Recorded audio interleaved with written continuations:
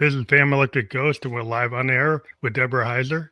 You're a founder, CEO, and author. And I want to thank you for being on the Family Electric Ghost podcast. How you doing tonight? I'm doing great. Thanks for having me on your show. We want to let people know that we got the mentorproject.org as a URL there. That will be fully clickable. And we'll also let people know that we are a featured podcast on the Newsly Network, and you can see that coupon code below Ghost, and you can check that out for 30 days for free. Be on there later tonight as an audio only version of this episode. And then I always ask every guest a couple questions before we get to the heart of your story. What motivates you, and why do you do what you do? I think I'm motivated by connecting with people. I really like people, and so that motivates me. That's cool to be a people person. Yeah, I think so. Everybody has something interesting that they have to say or that they do, or I can always learn something from people. So I think that is what motivates me, getting to talk to people. Yeah, it's kind of like why I do the podcast. I get to talk to a lot of people. It's the same kind of thing. I think if you're an artist or a writer, you need to experience the world. Yeah. So the more people you connect with, the more material you have in your reservoir of all these ideas that you have to bring to the world. That's so true. That's so true. And you can make a whole world outside, in your mind, even of all of the experiences that you have with people. It's so cool. Yeah, it's interesting how you can your subconscious or what you actually retain, because like you have a dream or you have these ideas and it's kind of it just comes out. You're playing a musician, sometimes like, oh, some show tune shows up and I didn't even know I was gonna play it, and it just pops out of my fingers. In the middle of playing a song, it's like suddenly I'm playing something. It's like, how did that come out? It's like it's in my head because it's in there. Exactly. Those connections in your mind just come out whenever. So like when you got into mentoring, like what made you want to be a mentor? It's a very sort of long journey to get to that point. It wasn't like a moment. If I were to start and look back at everything, I got into psychology because my grandmother, who I used to visit in Florida, was suffering from depression. And I didn't even know what depression was. She was just this cool grandma who always had the fun clothes, and you could visit her without taking anything with you but shoes and run around and have a great time. And then one day when we visited, she was not the fun grandma. She was grouchy grandma. And so I asked someone, what's wrong with grandma? And she lived in an independent living place. And they said, don't worry, we'll fix her. And I was like, what do you mean? Exactly. And they said, well, she's depressed. And I was like, what is depression? And they said, listen, her meds that she's taking for her illness, were causing her to feel depressed. So I was like, okay. So I came back a few months later and she was fixed. She was back to herself. So I was like, I need to do this. I need to fix grandmas as a living, because I loved my grandma. I thought she was great. And so it changed my world. So I decided to become an aging specialist. I went into research to study everything no one ever wants to have or get in their lives. And I went to a dinner party and was so excited to tell somebody all about what I do and, tell them all about the depression research, my end of life research, all this stuff that nobody really wants to hear about over dinner. And the person said, well, what do we have to look forward to as we get older? And I was like, I don't know. And that's when the aha moment happened. And I went back to the drawing board, went back to research, back to theory and developmental studies, and started to look at what happens to us that's good and what can we expect as we get older. And I found this whole amazing amount of research showing how we can expect to be happier as we get older and all of these amazing things. And within that, you hit a point in midlife where you're built to want to give back, and giving back actually makes you feel better. Like research shows this. I was blown away. So I pivoted and started to look at mentorship, because mentorship is a way that we give back. And it's a way of taking a piece of us and giving it to somebody else. And it's kind of like immortality, a little bit of us You're lives on in teaching. somebody else. And that's Yeah, how it's I like got into it. it's like a teaching moment. I think a lot of times you start to realize as you get older, you could think there's a decline. Compare Yeah. 57-year-old me versus 17-year-old me. It's like, okay, like maybe I don't have the energy. Well, maybe I do. It Yeah. depends. It really depends on your mind. Like I've been around, 70-year-olds, like blues guys that have more energy than some of the young guys I know. Some of the 20-something. But They're more vital in terms of what they're working on and what they're doing yeah. than some other people. So it's like age is just a number. It depends like where you're at with your frame of mind. Oh, for sure. Frame of mind is definitely a component of it. But also, I'm 56. I cannot run as fast as I used to, and I don't care. And I have to wear glasses now. I never had to wear glasses. I really don't care. And I'm happy. So I always tell my students, you can outrun me, but I'm happier than you. Because when you're younger, you have so many things you have to worry about. It feels like the carefree days when you're in your 20s, but you have to worry about, who am I? What am I going to land as my career? I have to find most people are thinking they need a partner. They need to get a independent living in some way. There's all these, A lot of angst. worries that they have that are exciting, but there's a burden to them as well. So when you're in your 50s, you don't have that. I know who I am.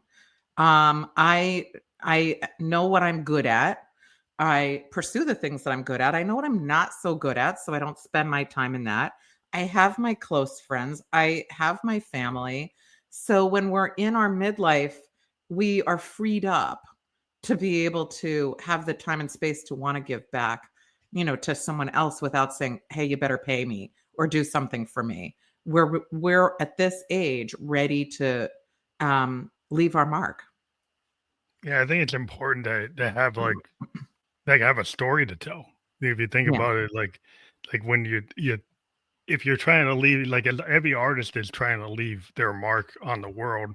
If yeah, you're a writer, you're creating that piece of work. You're a painter, you're a yeah, musician. You're trying to put it down.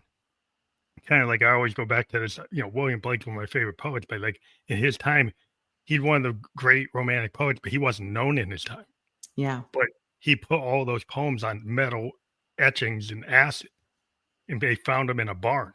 Wow. And he kind of knew, well, I want to make these permanent. Yeah, that was smart. Yeah, it's this idea is like, well, if they're not on paper and they're on these metal plates, then there's all this art that goes with each one of the songs of innocence and Yeah, experience. There's art that goes with those poems. Some people don't know that; they've never seen the art, but yeah, it's the idea of it. Like it's like a metaphor. It's like you can leave something for another generation, even if it's not yeah. like in your time. It's like if you put the work down, people will actually, you can benefit not just your time, but maybe the next time. Absolutely. I mean, what you're doing right now is doing that. You've been doing that since 2016 with every podcast that you do. You're putting yourself out there to people that you may never see or know, but a little bit of you is going out there in every single podcast, and that's kind of cool. That's leaving a legacy. That's a way. That's a form of modern mentorship. When mentoring was first thought of, that was not. There were no podcasts.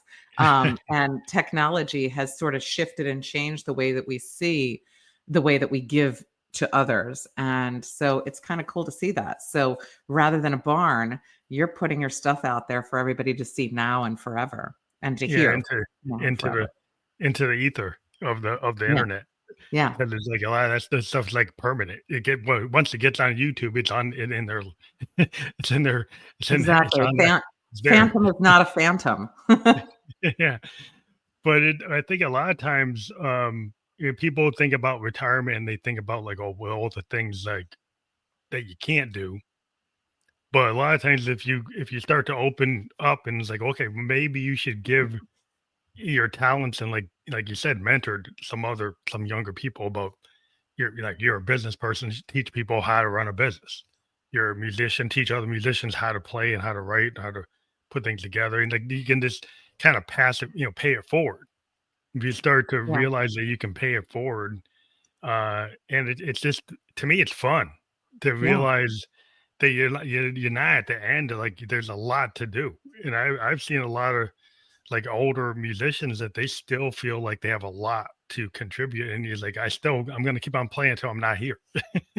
Yeah, You know there's what I mean? nobody that says, "Oh, I'm done. I've done enough. I've done enough of what I enjoy." It's like saying there's enough chocolate. I've had enough. I don't need any more. Like there's Yeah. just, we all have that desire to give back. And you're a musician. Mentorship isn't just hierarchical, giving back to the next generation or somebody younger. Everybody who plays in a band is I would call a lateral mentor. And I write about that in the book that I wrote about how we can be experts and in a group of other experts who are not our boss.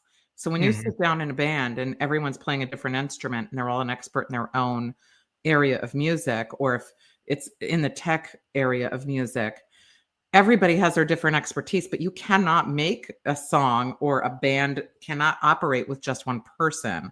It requires everybody and everybody's input to make that one thing happen. And that's something that really a lot of people get enjoyment from, It's because like it's a teamwork. yeah, because Kinda you're like a sport. connecting with others. You feel that connection. The emotion of somebody in music, if you're working with other people, the emotion comes through in how people are thinking and feeling together as a group too. So that's Yeah, super powerful. a lot of nonverbal communication. Yeah. A lot of things is like, if I play with a bunch of guys, they're doing like we're doing like jazz experimental stuff. We've been playing so long, we don't have to even tell each other. We can like look. Yeah. I can look at the drummer. I can look at the guy playing sax. They kind of know when I look at them, and they look at me. It's like I know what they Yeah. want. Yeah. Is and that seems like magic to somebody else watching or looking in, but you guys are such experts that you can do that. Team players do that. Anybody who's working together, but connections are so powerful, and mentorship is a form of connecting. You don't have to be a boss. You can be somebody who's connected with somebody. It can be even the way that culture is passed down and values. Hmm. That is, not a boss. That might be a grandma, or that could be somebody in your family, but that is how we have like our family traditions that could Like pass oral down. histories. Yeah, the oral histories like that. Yeah, That's like the old form of human knowledge is right. like not written knowledge. Is I'm part Cherokee Blackfoot, and it's like the oral histories of Yep, indigenous peoples all over the world. There's a yep, lot to those oral stories that were never written down, but they're handed down exactly. through communication, and Exactly. and that's like invaluable. And that's mentorship. A lot of people think, "Oh, I can't be a mentor if I'm not an accountant or I'm not some, kind of professional." But our most powerful, you never hear of somebody being like, "Oh, the accountant story that's been passed down for generations." Nobody hears of Nobody wants that. that one. But like you said, culture, and the stories that you're going to hear from other people in, the Cherokee tribe is going to be similar. And that's because everybody's passing the stories together. It's a whole culture, values, traditions. That is powerful. And that is not from a hierarchical mentoring standpoint. That is more of a lateral mentoring that Yeah, passes that cultural information. in the arts, because it's interesting. A lot of people look at people who are artists and say, "When are you going to get a real job?"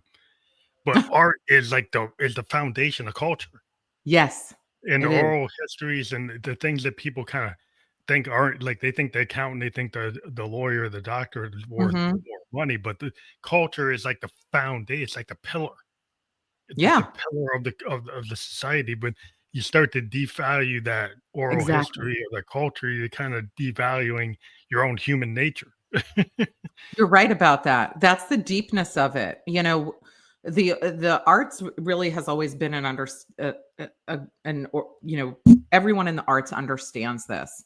But if you talk to people in business, they really do oftentimes get it wrong, where they think that mentorship is taking somebody from a moment, at work, where you're trying to teach somebody how to leverage themselves within this very narrow space that will never translate outside the doors of the company. And that's a waste. There's nothing wrong with that, but it's a wasted opportunity to think that that's all that mentoring is. Because Hmm. imagine going to any holiday and you don't smell the foods that you expect to smell. You don't taste the foods. You don't see what is around you that you expect. Imagine that you don't have people behaving the way that you expect when you go to any kind of a tradition, whether it's religious or cultural or whatever that is. It's a feeling of lack of connection then. That grounds Hmm. us. It makes us feel like we are part of the world and in a meaningful, important part of the world. So that's where the real value is.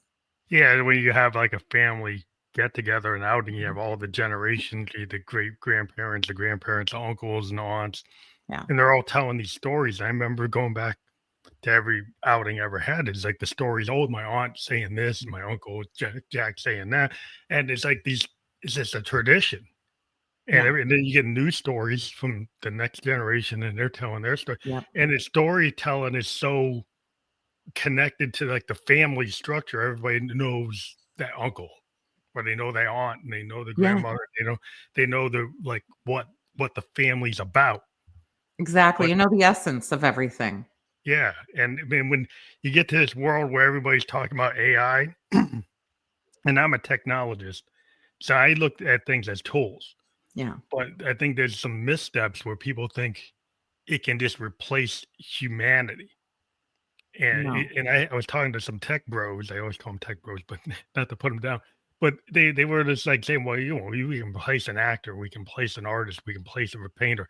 I said, "Well, I understand why you say that because you're gonna make money from replacing those people, but you need to understand from a cultural perspective, if you just mass replace without understanding the value, Yeah.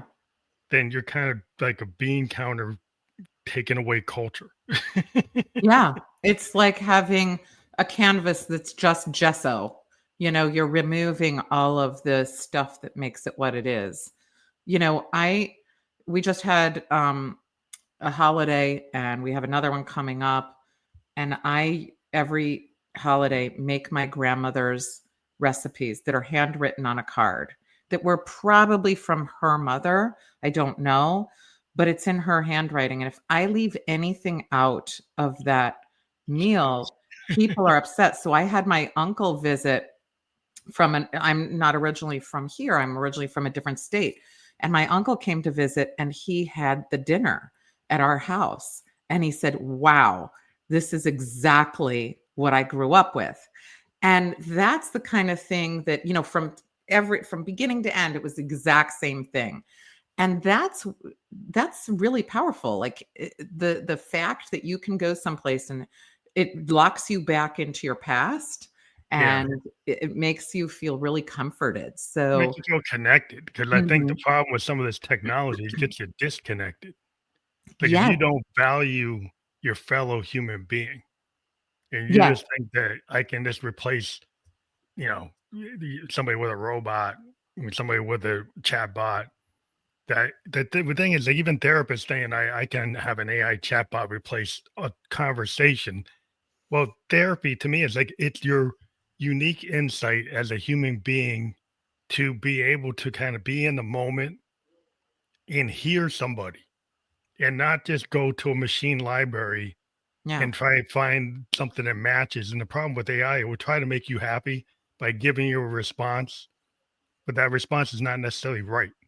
I agree. Yeah, It will actually just give you one, and then you have to actually keep on checking it because like it will give you hallucinations. It will go and do all these things.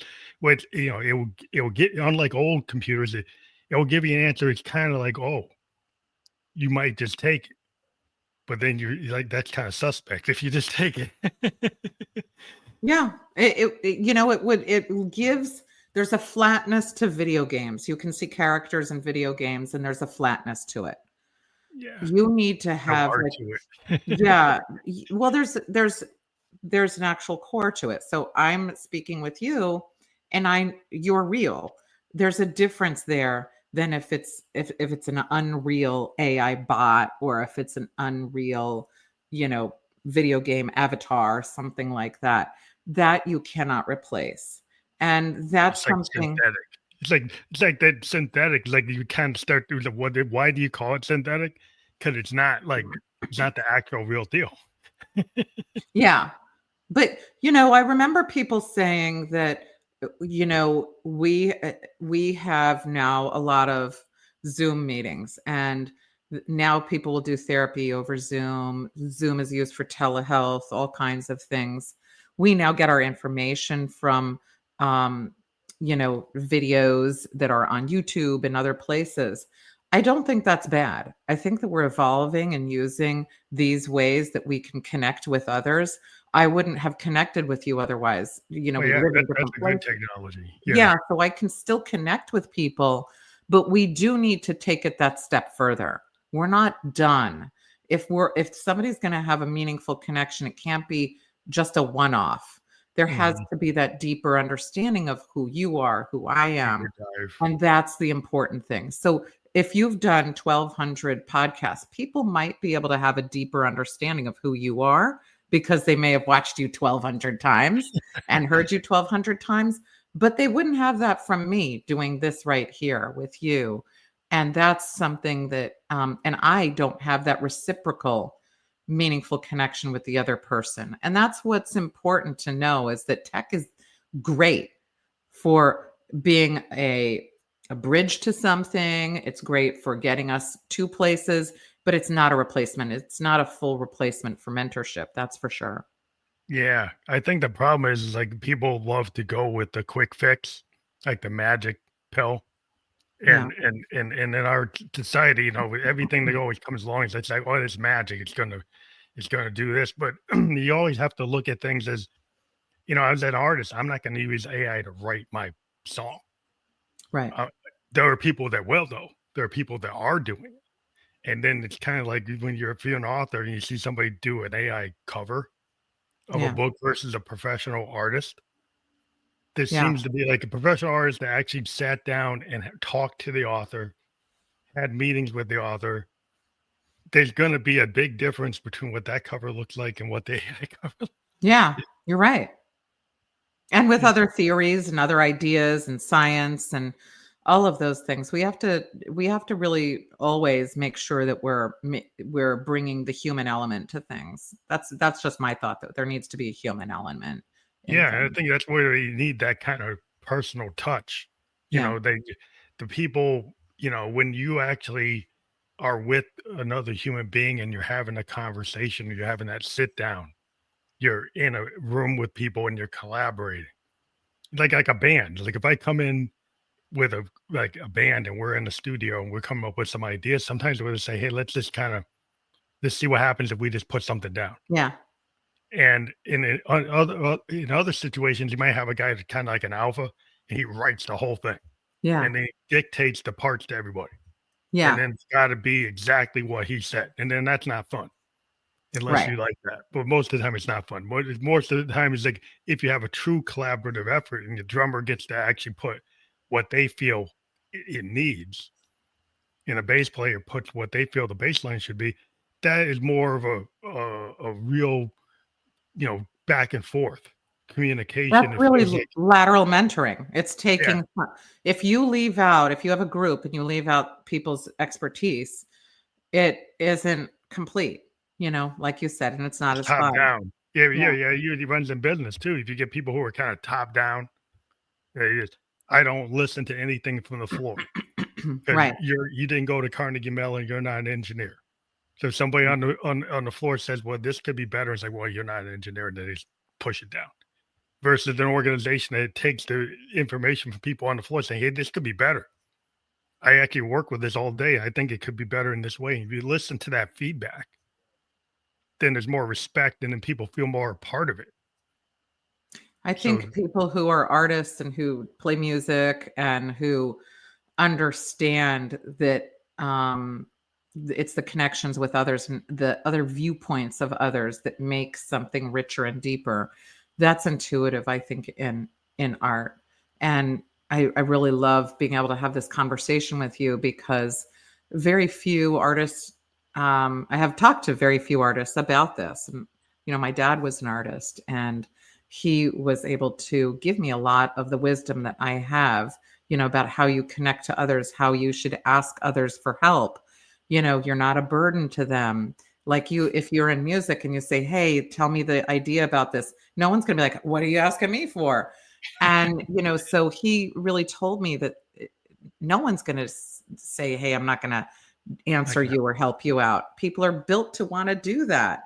And that was a transformation for me. It was really saying, yeah, you're right. People want to connect and they want to help and they want to put their input into things. Yeah, instead when you have kind of a bad environment where that's not like the norm, when people feel afraid, Yeah. they don't feel safe. I have Right. been on organizations and I've kind of gone away from those and gone to organizations that kind of fit my left, right brain.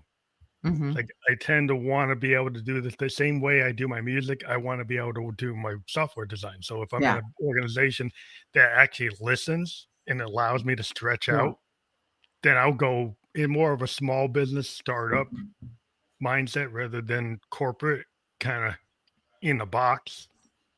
The more in the box, the more I go away from it. The more out of the box, the more I go toward it. Yeah. That's when I talk to tech people, that's very common. The entire tech industry was founded on lateral mentoring. There's nobody that invented anything all by themselves. Yeah, They all had to have other people, and cross people will, collaboration. yeah, and people will call it collaboration, but if you really look at it, it's two experts. So if you're a software engineer and you have likely needed to consult with an expert in hardware engineering to be able to make something happen, or a different component of tech. Yeah, there's tons And of different areas. and that's really, if we think about it, if you go someplace in a business world that isn't tech, that would be, two experts asking each other for something. It's kind of like the founding of this country. All of those individuals were experts in different things that came together and made the country. Had one person come, it would have been different. But that's the same in tech, that, if you look at the Apple computer, if you look Yeah, at anything that people now know and they just take for granted, it wasn't one person. One person maybe be getting top billing, but there were a lot of experts in things that a lot of unsung people. Like you go look at Amazon, Jeff Bezos' name, Elon Musk. Right. You look under the covers, which like I'm a tech. I look at the guys that don't get their name in the press. Like those, all those foundational people, like those are the guys that came up with the AWS. Came up with these ideas are coming from. There's always people want to be the Henry Ford. They want to be the person that everybody thinks what they did it all. Like no, they didn't. Like Exactly. there's a lot of people. It's not just one person that magically comes and has all these ideas, right? Sometimes you have a Da Vinci, but that's not usually what's going on. We all have ideas, but that's why they sit in a drawer, right? Because we don't have somebody else who can help bring it out. But we are here talking, and we have a network firewall that is making it safe for us to communicate, and that helps us to do that. And one of the fathers of the firewall, the network firewall, was Bill Cheswick, and he was at Bell Labs. And most of us don't ever think, how did it become that we can talk, from faraway places with each other? But he was tasked with creating a network firewall, like way back before there was ever computers and anything that we use currently. And he sat at his desk and he got as far as he could get. And then he said, gee, I've gotten as far as I can with the engineering skills that I have.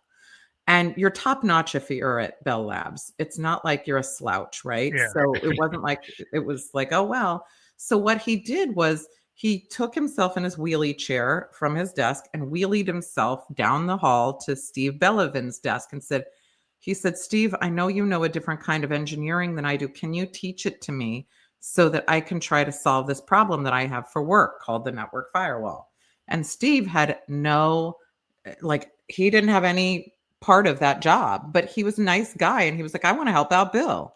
Yeah. So he helped Bill and used his expertise to teach Bill. The two of them worked on it together so that Steve was sort of infusing what he knew, and Bill was able to take it and then move it forward with what he knew. And together then they wrote the first book on network firewalls. And off it went. But it wouldn't have happened without Steve, right? Steve Yeah. didn't get, it was Bill's job at work. And Steve helped. We do that all the time. If somebody calls you up and says, "Hey, Phantom, can you help me with something?" You'll Yeah. probably say, "Yeah, sure, of course, I'll help you." But that's you taking your expertise and mentoring somebody else. And Steve Bellevin was a mentor to Bill Cheswick. But that's how something we use every day came about, was lateral mentorship. And tech is notorious for having that sort of thing happen in that way. Yeah, because there's a limitation, like, you know what you don't know, and then you Yeah, know somebody down the hall or somebody over at this other company. You've been reading their white papers. It's like, exactly. "Oh, Yeah. they're oh, they're doing this." So then you call them on the phone because, like, you're like, "Hey," everybody kinda knows who's, like, it's like the ego becomes, like, less important than trying to solve the problem. Like, Yes. if you're in a situation where it's, like, about ego or having a upper hand and you wanna keep a secret, a lot of times, Yeah. like in music, like the cross collaborations, like people is like, well, I want to keep my secret style. I won't teach anybody what I'm doing. But if you want to actually expand, like Yeah. Miles Davis, you bring like Herbie Hancock, you bring all these Chick Corea, he brings all these people as like just at a super high level and not scared that, oh, they're better than me. Like Yeah. you just say, like, you bring somebody around, like a Bowie brought Luther Vandross, and so he wanted to get into soul, and he knew Mhm. that Luther could sing better than he could, Yeah. but it's like he wanted to learn. So you Yeah. go and you put your ego down and you say, "Hey, I need to get into this, and I know you're better at it than me." And it's like, so the ego becomes less of a thing, and like you're trying to solve or create the new thing. So Exactly. then, and that's hard for some people, because the ego is everything. And that's what, when you're young, your ego is what is really in the way. You're supposed to be sort of taking in, right, when you're young. But once you hit midlife, we're built to want to give back. Our ego is not in the front the way it was before. We want to make those connections. That takes a back seat because we're more comfortable with what we know and how we're an expert in what we do, and what it is that we want to pass on. So you're right. Midlife, though, is the point where we can really do that easily and effortlessly, and we don't even think about it. And that's kind of the beauty of it all. If we're more able to acknowledge that we have the opportunity to give to others in ways that we may have been taking for granted or not thinking about, it'll make us do it more, and vice versa. We'll be able to give more, and we'll be able to receive more, because we'll say, "You know what, I'm going to ask for help more often. I'm not going to wait, or I'm not going to just Yeah. shelve something because I feel like I've gotten as far as I can get. I'm going to ask somebody to help me to take it farther." And that's what we do when we understand the real core components of mentorship and how they work. And vulnerability, a lot of times, like the art in the arts, vulnerability is our secret sauce. The fact that we can be willing to put ourselves into vulnerable positions Yeah. and to actually, deal with the fact, oh, I kind of like you're putting your hand up in the classroom and nobody wants to do that because it's like it's not the safe Yeah. zone. Because Yeah. if you do that, then you're going to reveal that maybe your answer makes you doesn't make you look in the best light, Yeah. right? But if there's no stupid question, but the people think there are. Yeah. And the people who are willing to ask with the so-called question that gets your little egg on their face, well, it's like, you don't progress without making mistakes. It's like we call it like happy accidents. Like Yeah. in music, some of the best music was not intentional. It's a Right. lot of mistakes that you actually kept on record, and you're like, oh, that actually works. And then you Yeah. you go with it, and it's like, and somebody thinks you're brilliant. They're like, no, I didn't really mean to do that. I kind of just accepted it and like, let's see where it goes. There's no bad note. There's an opportunity. If You you know, look at it. you're so right about vulnerability. That's a tough one for a lot of us, is to be able to trust someone else, to be able to put our trust in someone, that they aren't going to either steal our idea, that they aren't Yeah, going to, that's a big one for people, or that they aren't going to look at us like we're stupid, or something like that. So it's really, for the mentor, it's, gee, might they steal something if I give away my information? And for a mentee, it is, I don't want to look dumb. And so those are two things that we really have to grapple with. when we're thinking about being vulnerable. In some cases, there's legitimacy to some people who say, I don't trust everybody I'm around because I could have something stolen from me. Yeah, it's And kind of common. right. It happens. And not every person is going to say, I'm going to go tell my boss I don't know what I'm doing. That's Well, not yeah, always the best idea that's not the either. best So, way to maybe frame it. Maybe use the wordsmith it a little different. yeah, exactly. But that vulnerability component, there's legitimacy to it. People say, well, just show your vulnerability, but you have to really be vulnerable with the people that that you can be vulnerable with. Yeah, that's true. You can't just walk down the street and do that with everybody. You'll have stuff stolen from you, Yeah, and you might not put yourself in the best light. So you're gonna put yourself in the dark corner of the street when there's like a bunch of wolves at the door. It's like, no, that's probably not the best place to do it. right. But like when you're, at the coffee shop with a bunch of other artists, being willing to put your voice out there and maybe do something that hadn't been done, Yeah. that's kind of the place you could do it. Yeah. Kind of like the Bob Dylan kind of analogy, like going electric. Maybe it wasn't the best place to do it in England when he did it, or at the jazz festival when he did it. But he still felt like, well, I'm going to do it in this place because I feel like I need to do it. Yeah. Yeah. We have to look at that within ourselves and say, how comfortable do I feel? And what would make me feel more comfortable if you are in a position where you say, hey, I'm around somebody. Why am I feeling like this? Is it legitimate or is it not legitimate? So yeah, you don't want to be that. It also can be at the point where, like, if you keep on doing the same thing, that's actually more uncomfortable than kind of pushing it maybe where it's not, you know what I mean? If you phone it in, that can become uncomfortable versus kind of treading into a little bit of deep water. There's the whole Ebenezer Scrooge example that I always like to give, and I talk about it in the book, all sorts of examples that are from film and from writing. People who have everything on paper, like Scrooge was a self-made guy living in a mansion. He had servants taking care of his needs and he was miserable. He never trusted others, never opened up, and never gave anything to anyone. And the second he changed that and started to give, he felt amazing. He felt joy. That's literally how it works in real life. And sometimes people are inappropriately not trusting of others. They're closed off. They're not vulnerable in ways. And sometimes it takes saying, hey, what are you waiting for? Are you just going to be Daffy Duck standing on your pile of riches and all by yourself? Because that's not a fun way to live. We all feel better when, we're able to give a gift to someone and we can see them open it and we get the joy of seeing them unwrap something that is just what they wanted or something that'll just help them so much. And that's where, if we can be more mindful of how we're interacting with our connections and how we are giving and taking, that's helpful for not only expanding our mentorship, but expanding, the wheel keeps turning. It doesn't stop with us. Our expertise doesn't end there. And, I think of it as burning down libraries of knowledge and information. If one person's knowledge is wasted because of themselves or others not, seeing it as valuable, it's like burning down a library. Yeah. Well, there's a lot of kind of closed-minded, kind of behavior where people, they just don't want to share knowledge, or they think they're scared of knowledge. Like if you get scared of certain, certain things, it's more comfortable for some people to stay in the box than to kind of push the envelope. So as soon as you ask the question and you open up, it's like, well, you shouldn't ask that question because we need to stay here.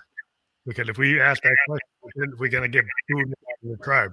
And then we're going to be dealing with all the wolves and the saber-tooths, and we're not going to have comfort. But like sometimes it's actually, to me, it's more scary to stay in the tribe doing the same thing over and over without pushing it. Yeah. It's important for us to all know that if you're around somebody who makes you feel like you need to be inside of a box, expand the people you're with to people that don't make you feel that way. Hmm. Yeah, I think you have to change your environment because Yeah. sometimes and it's hard because sometimes that you have a codependency with your environment, Yeah. right? People Like can. it's like it might be like I know I'm gonna be. I mean, I get a certain paycheck, or I know I have expectations. It can be comforting to a certain extent until you hit the critical mass where suddenly it's not comfortable anymore. Yeah, that's true. And then you have to act. Then that's the perfect time to say, hey, maybe I should get a mentor to help me get Yeah, out of this. yeah, because sometimes you have a limitation of what you can do yourself, and then Yeah. you have to look toward like who outside of yourself can help you. Yeah. Where a lot of people, the individualism kind of tells people like, "Oh, you got to do it yourself. You got to be self-made." You get in all these self-made stories, and like it's not just them. Exactly. Every self-made story has like 100 people behind that self-made person. But they wanna tell you it's just them. Yeah, It's like a Horatio Alger myth, it's like that's this idea. true. Yeah, people got this idea, and they feel like, well, you can't ask for help because that's actually, like, not that's not a good place to be, and, that's where people need to kinda Yeah, that they do. break that loop. Yeah, that they do need to because you really then are standing alone. And if you feel that way, now we never got anywhere alone. But imagine feeling that you got someplace and you're all alone. It's a terrible feeling. When we feel like we're connected with others, it doesn't detract from our intelligence or our abilities. It only enhances it because you then get to see the power of the connections with everybody who's around you. It has a bigger feeling of power. If I know that someone helped me to do what I did, then I have that power of that other person right there with me. It's actually a good feeling. It doesn't detract or make me feel like I'm less of a person because I didn't do something all by myself. Mm. Yeah, because a lot of times we see in social media, it seems to have people are projecting these kinda illusionary visions or Yeah, social media does that. augmented, like, "Oh, I did this in, like, all by myself in 10 steps, and you can do all by yourself in 10 steps." And it's like, "Okay, Yeah. is that real?" Probably not. No, and that's also a lonely existence. If you say, who likes to live in a vacuum all by themselves? It's not a fun place to be. So if you feel like you can want to get someplace all by yourself and you can post that out all by yourself that you've done all of this, who are you sharing it with? Yeah. Who's there to reflect any of that good stuff back to you? It's not a great place to be. I mean, even every author I've talked to, they got their beta readers, they've got their Yep. friends, every story they have is like it's come from the culture, it's come from life, and Oh, for sure. it's not just like life sitting in a room at the typewriter. It's like all the things outside of that room that you end up Yeah. bringing to the typewriter. When I was writing my book, I had I at first would run everything by my husband. He's an amazing editor anyway. So he would give me a set of fresh eyes and say, "What I don't understand what you said here," or something like that. But then I also had an editor. And then after that editor was done, they gave it to another editor and another. It went through like 7 million people, it felt like. It was Mhm. not just me. And so by the time the book is done, they've looked at it, have we missed any typo? Has there been anything at all that was missed here? So that book was not just me. That was a lot of people that were involved in getting that out there. Now they don't put their names on the book, but Mhm. honestly, they should. There should be a section for everybody that worked on a book because it doesn't matter if it was my idea. If I can't get it out there, what good is it? Yeah, it's kinda like when you look at, music, you might Yeah. see like a big example like Prince did, like his whole thing was like he wrote, produced, arranged, and played, Yeah. but he had recording engineers. He had, you know, other people that were around him that influenced what he was doing. And there's like in the whole recording process, there's like between the engineers and the producers and the sound expert, there's a lot of people involved, Yeah. and it's not just you, right? And so there's a lot to the image. So your designers that design your clothes, to the lighting people, to Yeah. the sound people, and then when you get your band, like you got to teach your band and your band. There's so much there, and it's all they always want to put it on one person because it's like that's the story that they, A&R people want to push it out. They're like you're the only one. But It's funny. Oh, sorry. no, it's fine. It's funny that you say that because I was watching, I had never really watched the shows before, the ones like the Voice and other, shows where they have the singer and they come out and they come out in the very beginning and they look kind of raw. It's a person that's just wearing jeans or whatever. Yeah. And then over time they develop a whole different look. They're also getting mentored on their sound and how they're presenting themselves. Too, yeah. But if you look at them from day one to the end, if those that make it to the end, they look completely different also. They've got so many people that are giving them advice on how to present themselves, how to sound, all of that. And you can your voice teachers, your theater teacher. Like music is all about like a presentation. Yeah. So like your stage self is not your normal self that you go to the store and buy some coffee. Your stage self is because you practice. You go back to Motown. Motown used to have these classes that Barry Gordy would put all the people through on kind of etiquette and presentation and look and how to dress and how to actually go on the microphone, like actually what distance to be at the microphone and how to actually your voice to carry my records. Like there was all these classes. They actually taught the musicians through classes. Wow. It was a very detailed. If you read the history, you're like, wow, that's like what you think you would need. Yeah. We all need that. That's how we get to become the experts and the professionals that we are. So I love that to be able to see inside, because a person doesn't become a stage performer overnight. Just, like you said, you don't walk to the grocery store like that. It gives insight into how many people are there helping to make that happen. And that's really mentorship. And even in business, you get to be that leader. Like they go through like how to present, like how to carry yourself. Now today people go through like, they go through classes like Toastmaster. There's a lot of, feedback going back and forth. People, really reviewing like every step, and people were thinking like, oh, this person's like self-made. It's like, no, there's a lot of mentors. There's a lot of missteps. There's things that they didn't do perfectly.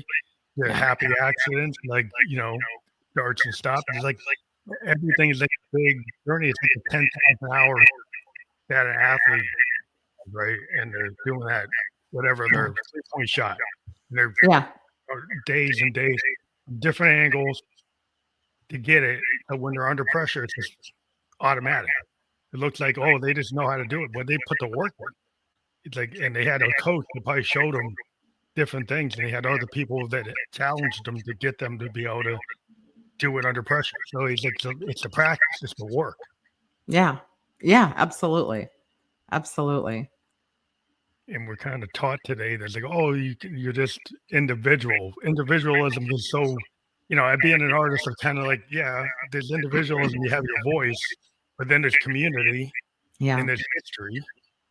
And people seem to forget about history. Like there's a lot that you can learn by going deep into something and trying to find out like what's the history of the blues, what's the history of progressive rock, what's the history of different types of forms of art that you're into, or even when you're taking your course to become a therapist, is like all the thought leaders, different opinions, so that you can have different shades of whatever you need to understand, and the more information you have, the better you're going to make an assessment.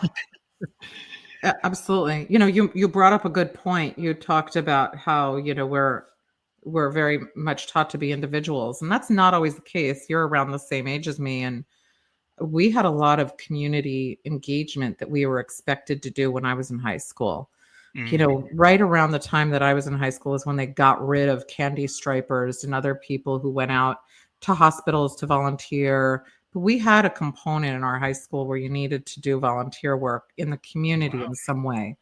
And nowadays they don't really have that. That's really brought about as a way to make your resume to go to college better, but it's not to really learn about people outside of yourself.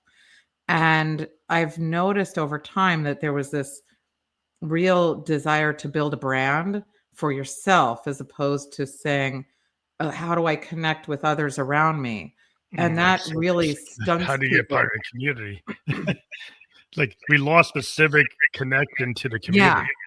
Yeah. And that civic component is connected to mentoring, because you feel when you get to midlife and you're saying, gee, I don't know how to give back what I have. Well, if you've been engaged in civic engagement all along, you're just doing it always, and you're preparing for that. It's seamless. It happens without a problem.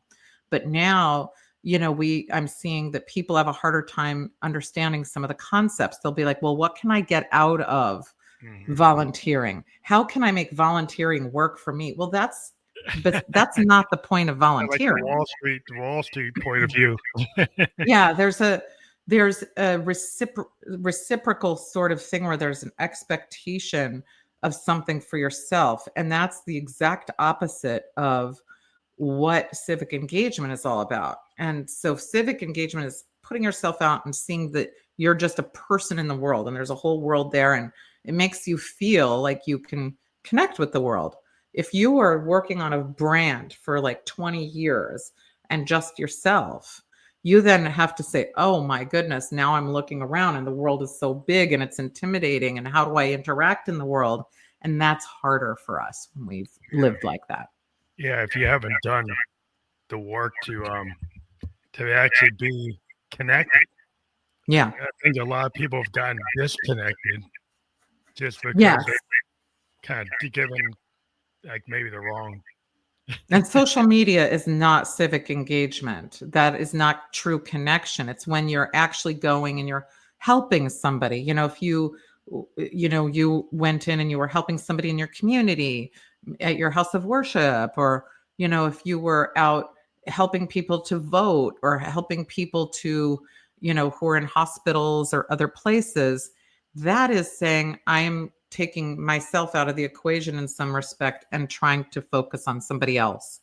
And that's the difference that I'm seeing now, that makes it a little trickier for us to, you know, engage fully in mentorship the way that I think it's a hard place to be for, I guess, young people that don't have that different point of view of the world. Yeah. Because when you don't have that, then it's a lot harder, I think, to really connect.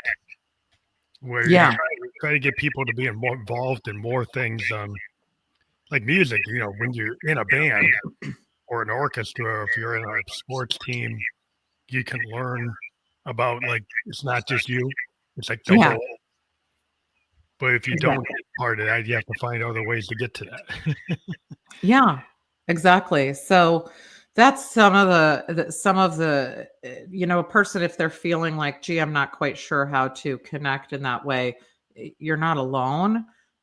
You're right there with everybody else who has been sort of brought up in the same kind of way, you know, from my age on down, to sort of put yourself in a silo, or in your own lane, and it's moving yourself out of that lane that really you'll find is a much more exciting place to be when you start connecting.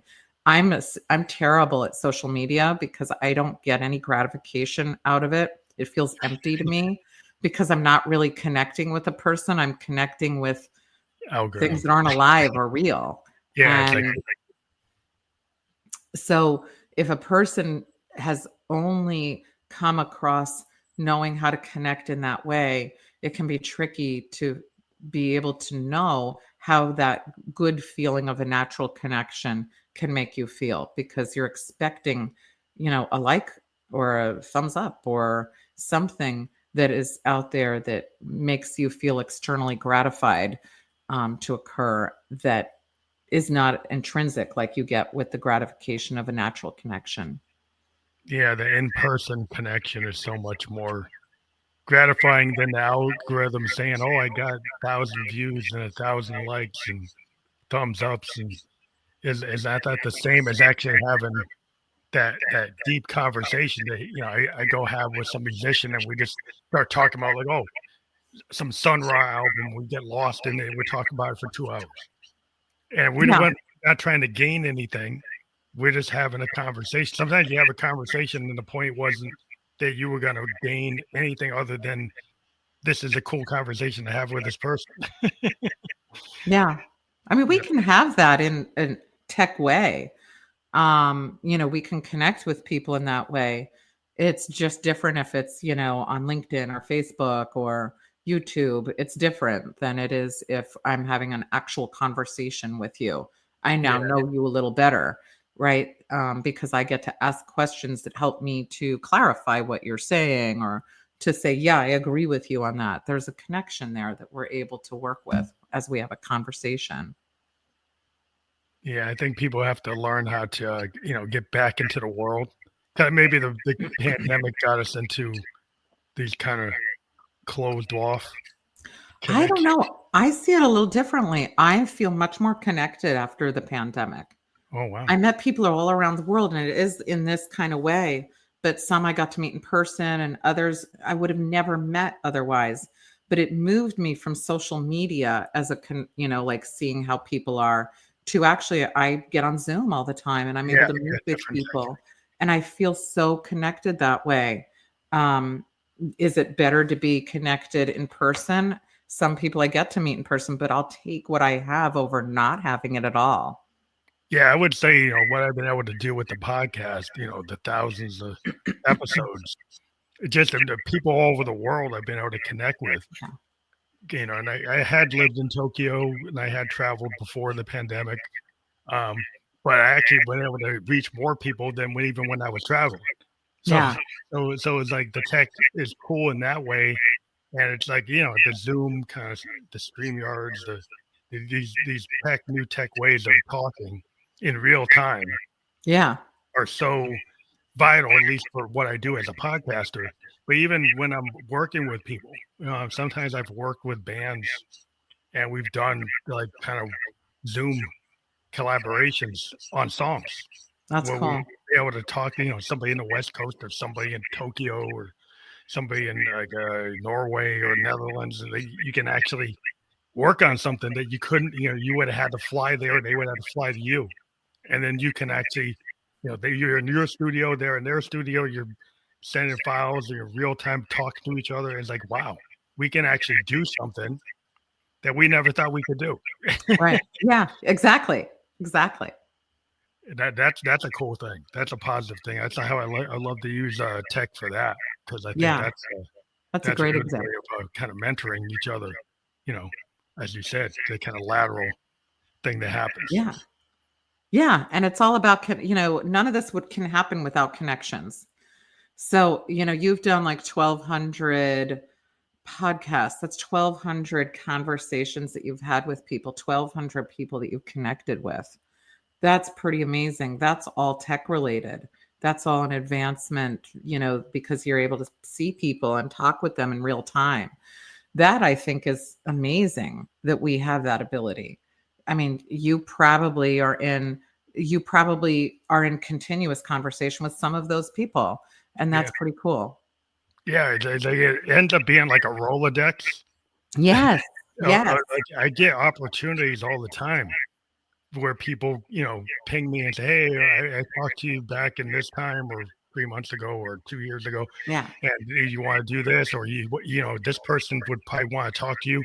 And then you get it. You get this. It's a constant stream of opportunities Yeah. It's because you've good. been having this kind of hands-on talking with people, and so you end up getting more opportunities through a conversation. Like I was able to get a job because I talked to somebody, Yeah. not like a LinkedIn, but actually went through my role.